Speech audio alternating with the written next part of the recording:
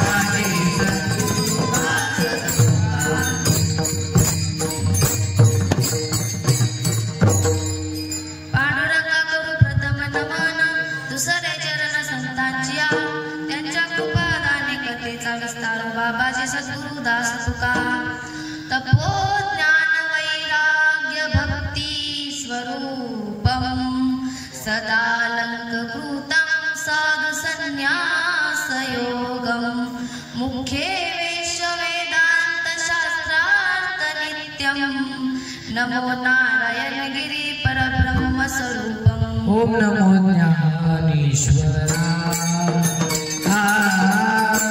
ओम नमो ज्ञानेश्वराय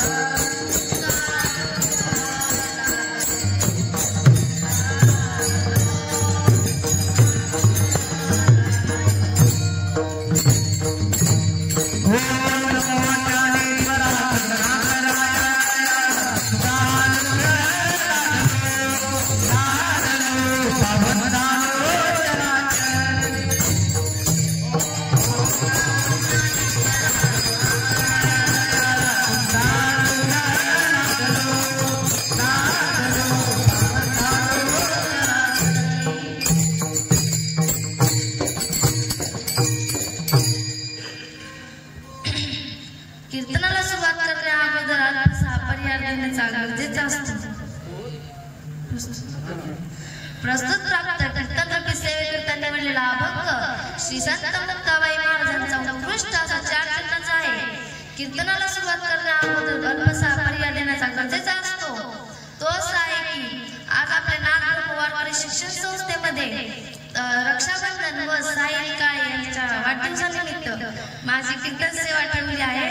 तसेच माझ्या कीर्तनाला माझे आई वडील, माझे आजी आजोबा तसेच सर्व आले आहेत, मामा मामी आले आहेत आणि साईचे काका काकी आले आहेत. तसेच मी आज जिथे आहे तसेच माझे गुरुवर्य भागवत महाराज फुके यांच्यामुळे मी आज इथं आहे. त्याचे डोर राहत आहे.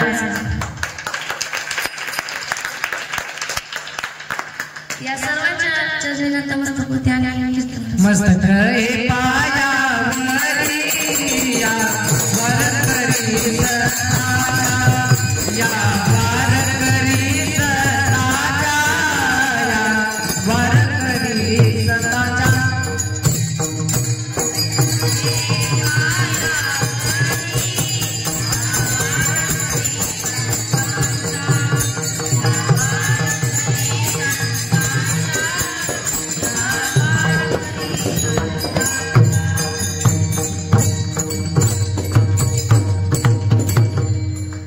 या अभंगामध्ये मुक्ताबाई माऊली महावैष्णव ज्ञानेश्वर महाराजांना विनवणी करतात की दादा तुम्ही ताटी उघडा. टाकले असेल आपल्याजवळ ते शेण, केले असेल आपली विटंबना, केला असेल आपला अपमान, मग आपण जनतेवर रागवायचं असतं का? माऊली मुक्ताईला म्हणतात योगी पावन मनाचा साय अपराध जनाचा. मुक्ताई म्हणते अरे दादा हे विश्व जर रागाने लाल झाले असेल तर आपण पाणी व्हावे. विश्व रागे झाले म्हणी संतीमुखी व्हावे पाणी. जग जर विस्तव झाले असेल तर आपण पाणी व्हावे.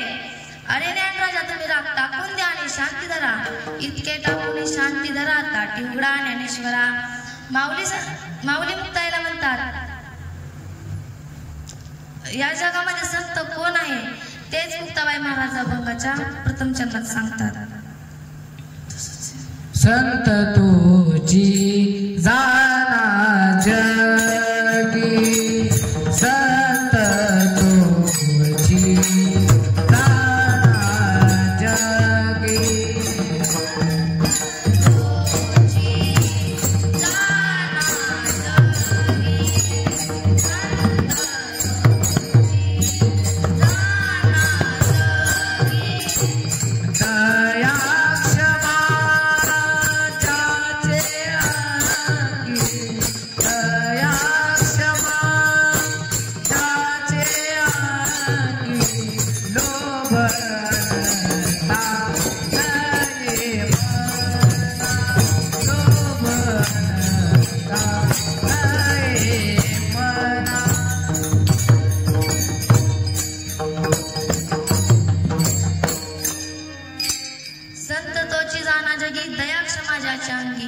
ज्यांच्या अंगात दया क्षमा शांती आहे ना तोच खरा संत आहे. नाथ महाराज खांद्यावरती कावड घेऊन काशीला निघाले असताना उन्हाळ्याचे दिवस होते. महाराज त्यांच्या जोडीदाराबरोबर जात असताना एक गाढव पाण्यापासून तळमळत होते आणि नाथ महाराजांचे जोडीदार त्या गाढवाजवळ गेले परंतु थांबले नाही. नाथ महाराजांनी त्या गाढवाकडे पाहिले आणि म्हणाले अरे अरे किती ताण लागले असेल त्या गाढवाला नाही का? माझा रामेश्वर याच्यातच आहे. मग नाथ महाराजांनी त्या गाढवाला पाणी पाजले आणि म्हणाले ते रामेश्वर काय आणि या गाढवातला काय एकच आहे. तेच माऊली महावैष्णव ज्ञानेश्वर महाराज हरिपाठात सांगतात सर्व घटी राम देहा देई सर्व घटी राम देहा देई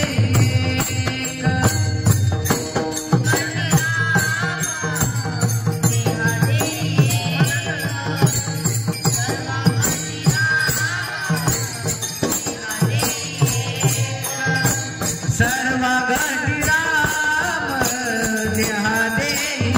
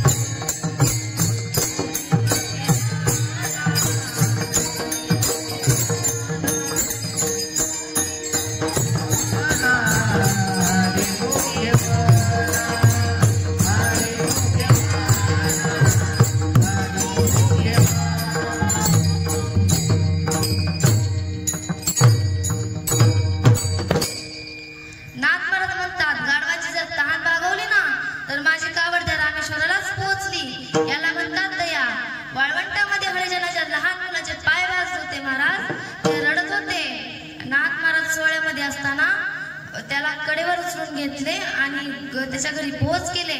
त्याला म्हणतात दया.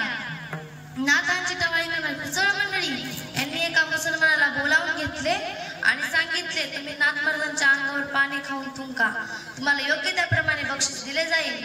नाथ महाराज दुसऱ्या नेहमीप्रमाणे नाथ महाराज गोदावरीच्या काठी स्नान करण्याकरता जातात आणि तो यवन नाथ महाराज स्नान करून बाहेर आले तर तो यवन गोदावरीच्या नाथ महाराजांच्या अंगावर 108 वेळा थुंकला आणि त्याच्या शेवटी त्याला बोलता येईना, त्याचे तोंड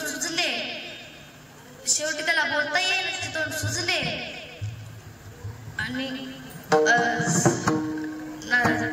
तो नाथ महाराजांची माफी मागू लागला. नाथ महाराज म्हणाले, अरे बाबा, तू का माझी माफी मागतो?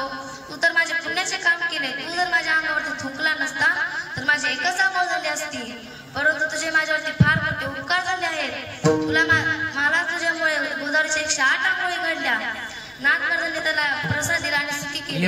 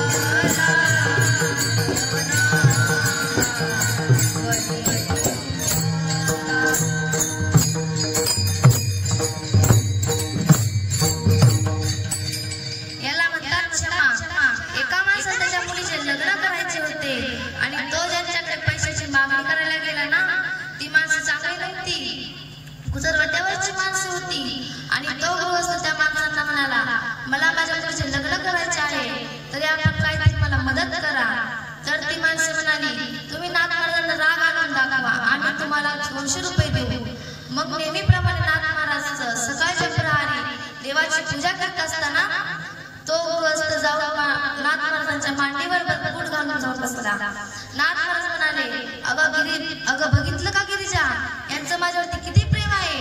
हे बूट काढायचे पण विसरले. त्याला असे वाटले की आपला पहिला प्रयोग फसला, आता दुसरा प्रयोग करूया. दुसऱ्या दिवशी नाथांच्या घरी सर्व मंडळी जेवण्यास आले असताना त्या पंक्तीमध्ये नाथ महाराजांच्या मंडळी वाढत होत्या आणि वाढत असताना तो गृहस्थ आला आणि नाथ महाराजांच्या मंडळीच्या पाठीवर जाऊन बसला. नाथ महाराज म्हणाले, अगं गिरिजा, सांभाळून बरं का, ते पडतील. गिरिजाबाई म्हणाल्या, अहो, मला आपला मुलगा हरिपंडिताला घेऊन वाढण्याची सवय आहे, मी नाही त्यांना पडू देणार. असे म्हटल्यानंतर तो शस्मित झाला. नाथ महाराजांची माफी मागू लागला. संत लोभी नसतात, त्यांच्या ठिकाणी अहंकार नसतो, ते निर्लोभी असतात. विठ्ठल विठ्ठल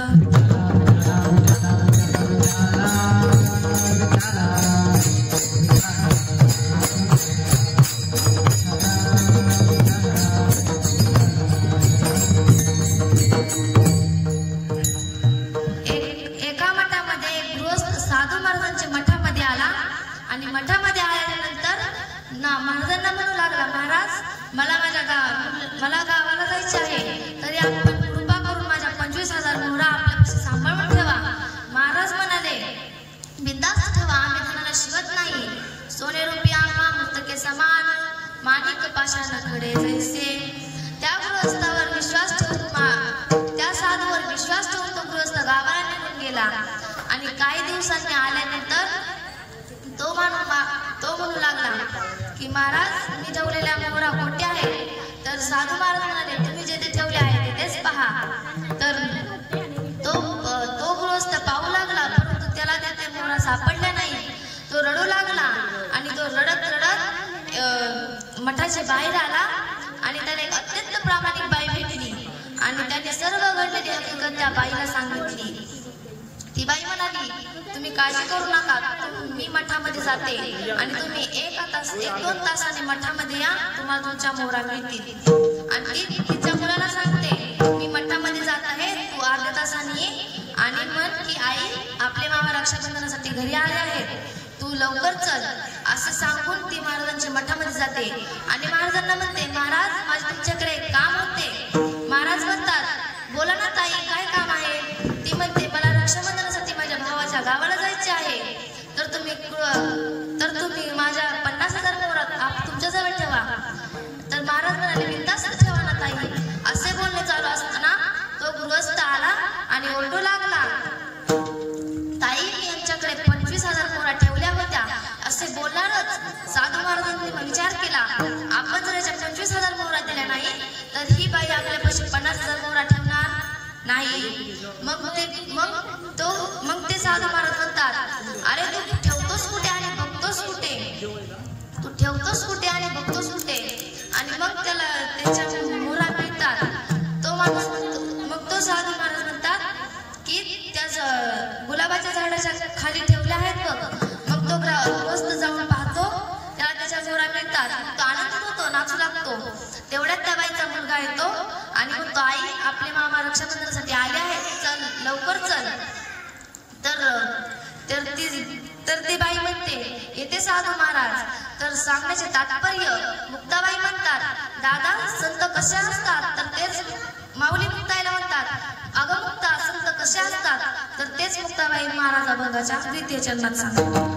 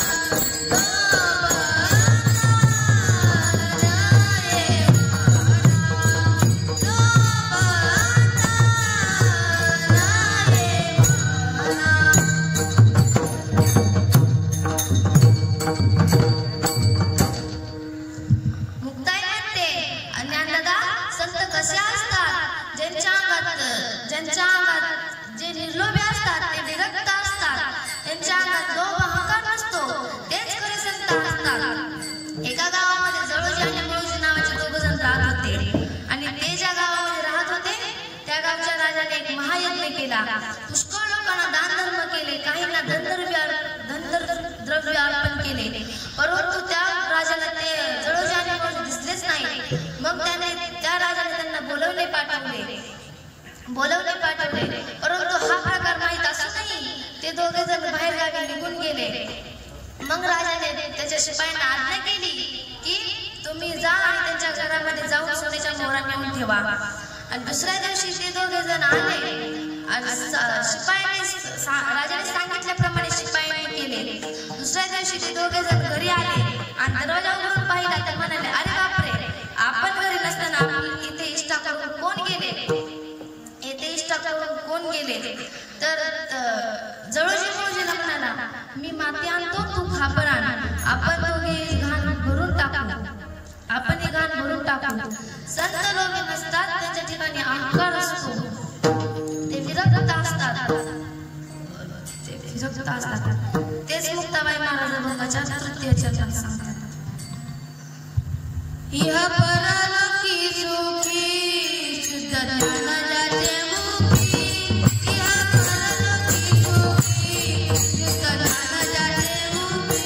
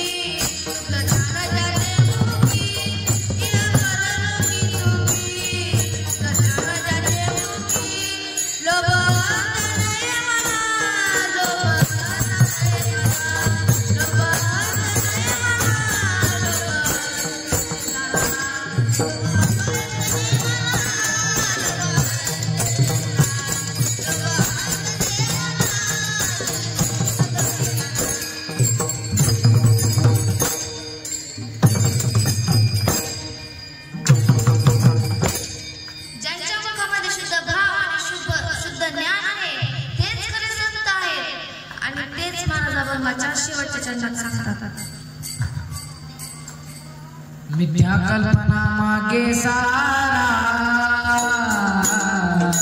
मिथ्या कल्पना मागे सारा,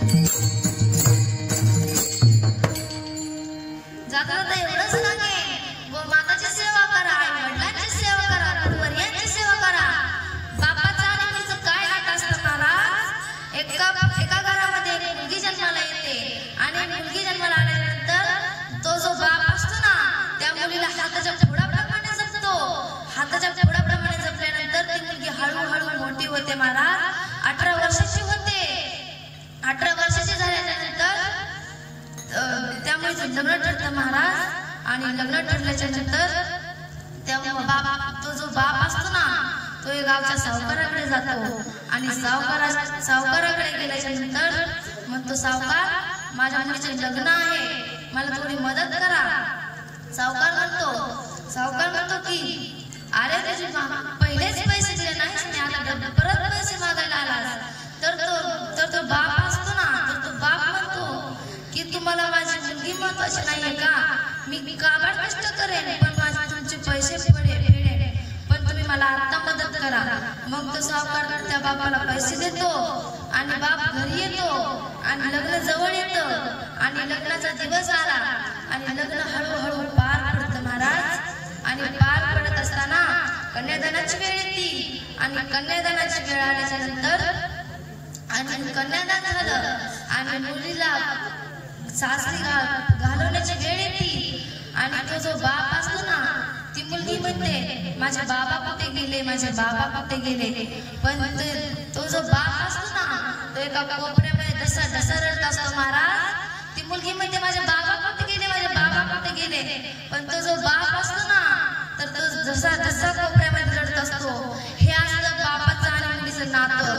बापाची जर बनेल फाटली ना तर बाप स्वतःला कधीच बनेल आणणार नाही.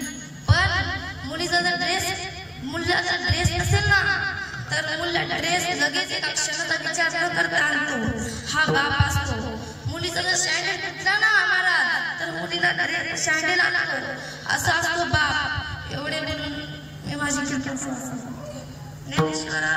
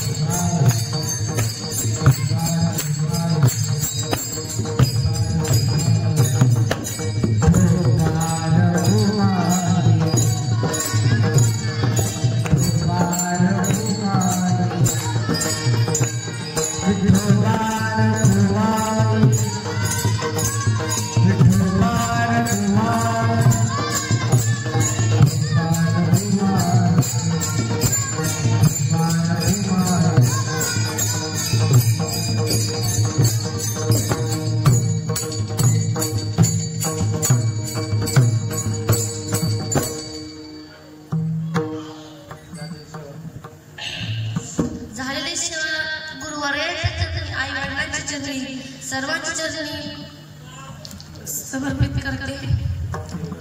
सेवेला पूर्ण विराम. ज्ञानेश्वर माऊली